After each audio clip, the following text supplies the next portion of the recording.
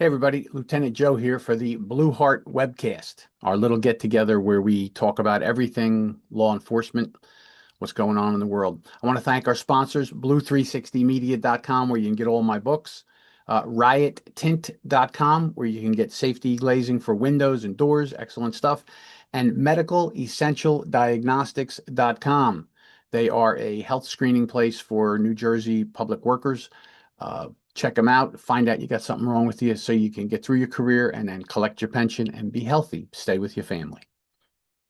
All right, so today I wanted to talk a little bit about the Charlie Kirk murder because I think it's on everybody's mind, and there is obviously a law enforcement component to what happened here. There are lessons for us to learn, and it goes into two different ways. Number one, the actual activity of this person who showed up with a weapon, managed to get into the perimeter, a line of sight on the target, got the shot off, was effective, killed the young man, and then effectively escaped. All right, so I am not casting negativity on the law enforcement people that were there. We have to learn from all of these things. Are there suggestions that I would have? Of course there are. I'm sure you've come up with some things in yourself. First question I have to ask is this something we have seen before that we can look at in when we're planning an event like this? If you have an event, if you're at a university or you cover a university or a high school or any other place where people might show up and you might have potential violence, and it could be anything. It doesn't have to be a national speaker like Charlie Kirk. It can be people that are there, and you have rival people who are showing up, rival gangs in the neighborhood, whatever it is. You can have a prominent person showing up, politician, uh, Hollywood person. There's all kinds of reasons, things that we have where people have concerns for safety and security of people. So have we seen anything like this before? Well, how about let's go back to last July when former President Donald Trump, candidate for president again, was at a huge outdoor rally, an event, and we had a shooter there who managed to get into the perimeter, hide a weapon, get up on a roof directly in front of where the target was going to be, and then got off several shots, killed a man with one of the errant shots, almost killed candidate Trump just by the grace of God. He turned his head, and that's like one of the most amazing things I think I've ever seen. How lucky we saw that. Now, in all of those instances, we can come up with conspiracy theories about this, that, and the other thing. The reality is there was Secret Service there, and there were local police there. I'm sure there were state police there. I've been to a Trump rally. I went to one in Harrisburg, Pennsylvania, and there are people, there are thousands and thousands of people parking, buses, bringing people in and out. There was security all over the place. When I was at the one in Harrisburg a couple of years ago, when he was running for re-election back in 2020, I went and I looked around. I'm looking around in this crowd of all these people, and there are roofs everywhere. What I saw on those roofs were snipers. There were people on all of the roofs all around us. There was 5 or 6 rooftops within view of that stage where the president was going to be. And there were snipers up there. There were cops all stationed all around. They had binoculars. They were looking up towards the buildings. There were patrols everywhere. I'm sure there was lots of undercover cops there too, to the point that we all felt pretty secure that they had a pretty good handle on it. When we looked at this event in Butler, PA last year, this guy got up on a roof with a rifle in direct view of the target and got off rounds, and he killed somebody, injured someone else, and almost killed the target, Donald Trump. Well, at the Charlie Kirk rally, the Turning Point rally, we have again a situation where you have all eyes funneled to one area where the principal is going to be speaking or talking or doing whatever, and you have all those rooftops. This shooter, this killer, managed to get to the perimeter, get inside the perimeter, get up on that roof, station themselves with a weapon, get the shot off, kill the man, and then got away, escaped. So we have to ask ourselves, what lessons have we learned here from this incident? Well, it seems pretty clear to me. If you have any kind of an event outside where there's potential violence, you have got to have people on those roofs. Well, Joe, we don't have enough manpower. We don't have enough people. Well, then you have the organizers hire people to come and cover those areas, or you ask for mutual aid and get people there. You've got to cover these roofs, right? We have now seen it several times. And if you go back through history, that is where a sniper wants to be, up on a high spot where they have a view of the potential target, right? It's common sense, but the problem is with many things, when we see a trend, we don't always react to it very quickly. We see it and then we see it again and then again. And then we say, hey, is there something going on here? And then we pay attention. Well, the bell has been rung. This young man was murdered in front of that crowd, in front of his family. For what reason?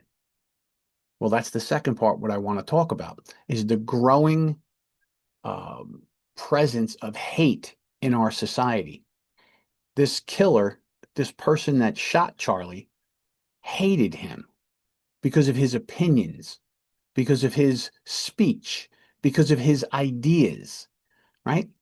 Our country, America, the First Amendment is the freedom of speech, not freedom from speech you don't like, but freedom of speech. The whole idea, it was set up, freedom of speech is a linchpin of all our other freedoms. If you cannot speak out, everything else, every other right you have can be taken away from you.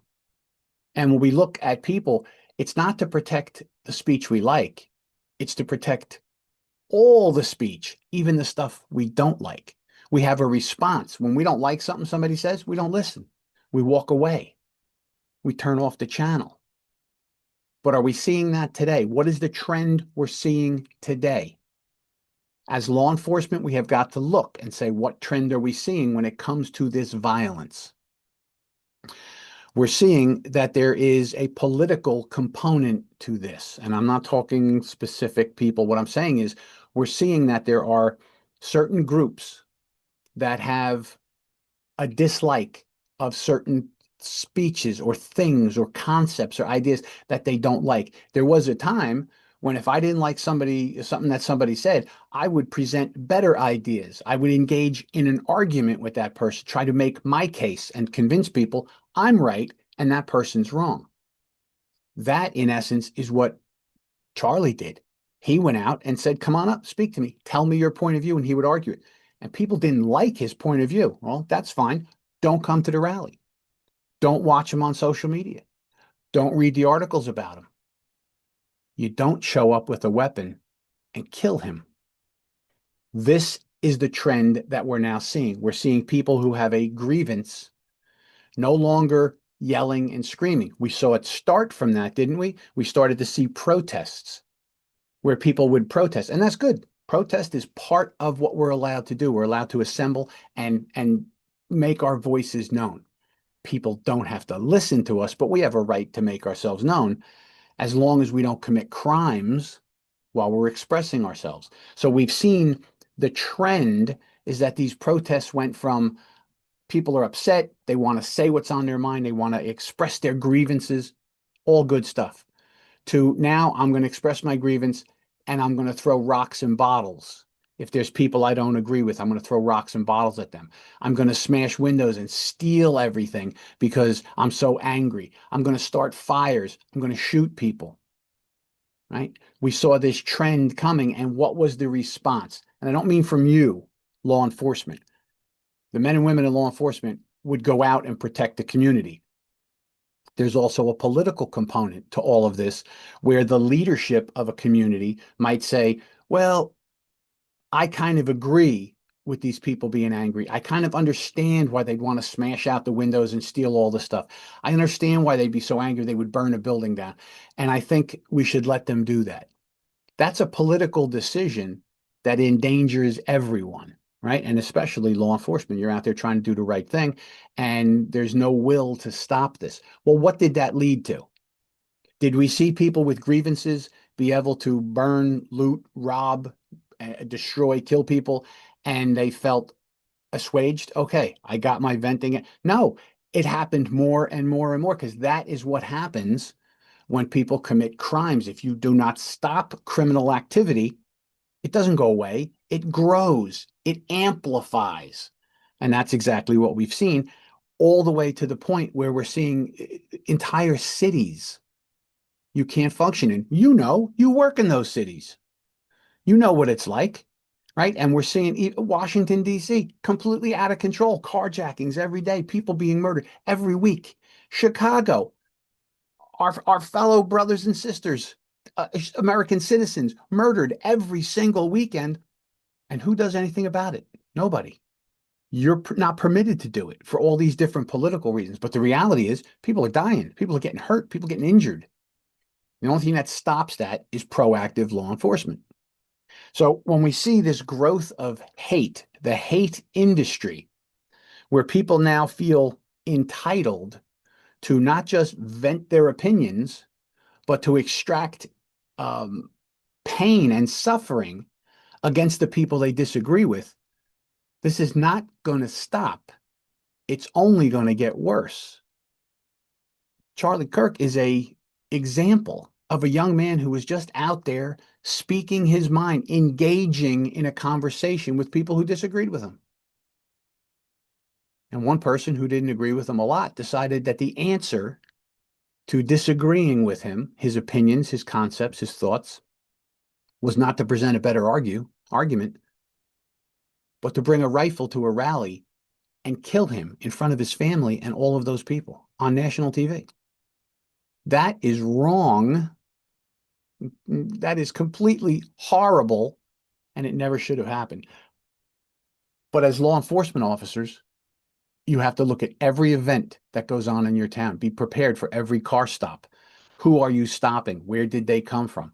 We have to be on heightened alert. We have to train more, and we need to have our agencies really think about our policy and procedure, the equipment that we have, so that we're prepared to deal with these things.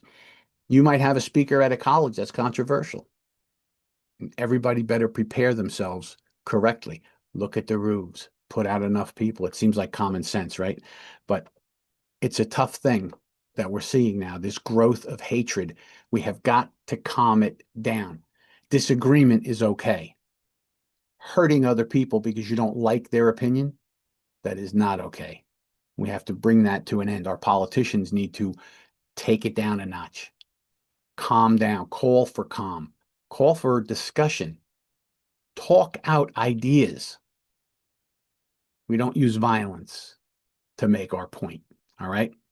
All right. So I want to thank you for being here. Think about this. This is important in all of our lives. Lieutenant Joe for the Blue Heart Podcast. Talk to you soon.